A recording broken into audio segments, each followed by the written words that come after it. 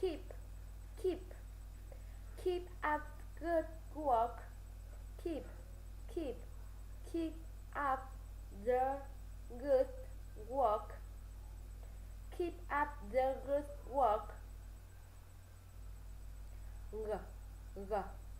Government, government, our government does a good job, our government does a good job.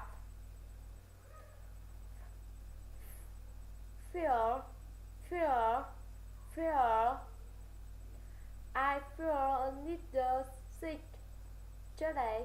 I feel a little sick today. Living, living. When are you living? When are you living?